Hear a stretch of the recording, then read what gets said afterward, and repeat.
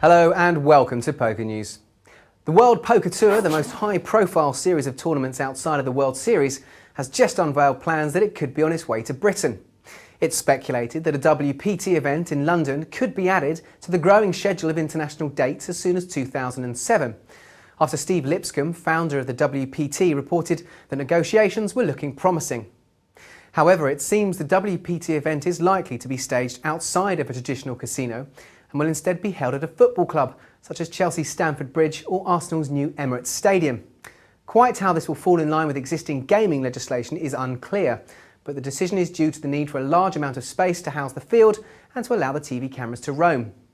The buy-in of between £5,000 and £10,000 seems likely to break all existing British prize pool records, and a star-studded lineup can be counted upon from Europe and the UK.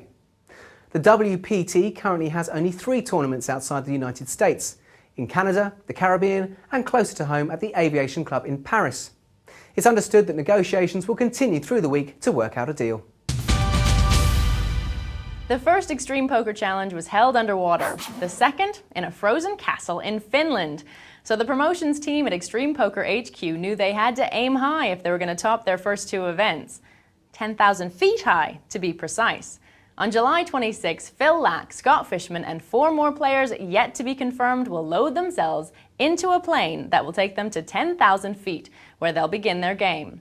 Where's the twist, I hear you cry? We play poker on the way to Vegas every year. Well, in this extreme challenge, when the players bust out, they not only have to leave the table, they have to leave the plane as well.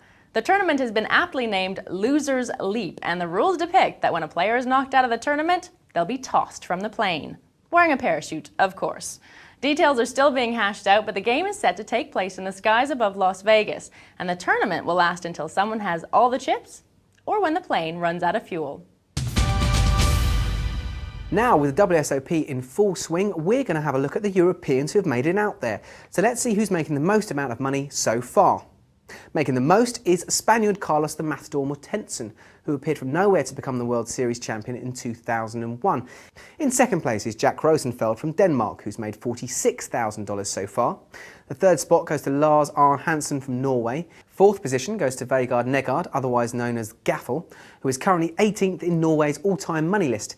In at 5 is Italian Massimiliano Pescatoria, known on the circuit as Max. Last year he made 6 cashes at the WSOP, which altogether came to $101,620. Following in 6th is the first Brit to make the list, the famous Dave Devilfish Ulliott, who is currently on $16,673.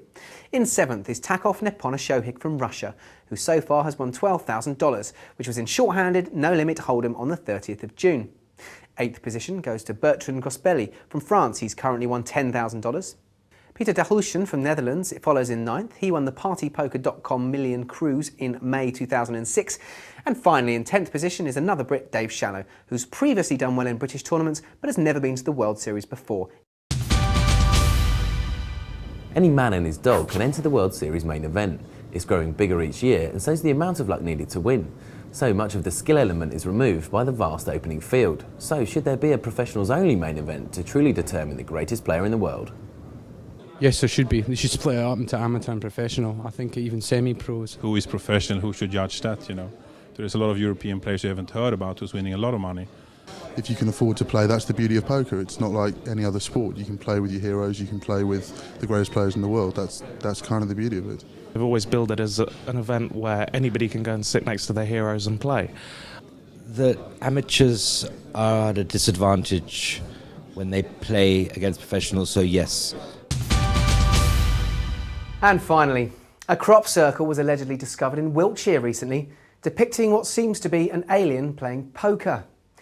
The baffled farmer said that at first he thought the alien was sitting down to dinner, until his son, an online enthusiast, pointed out that the extraterrestrial was in fact playing Texas Hold'em.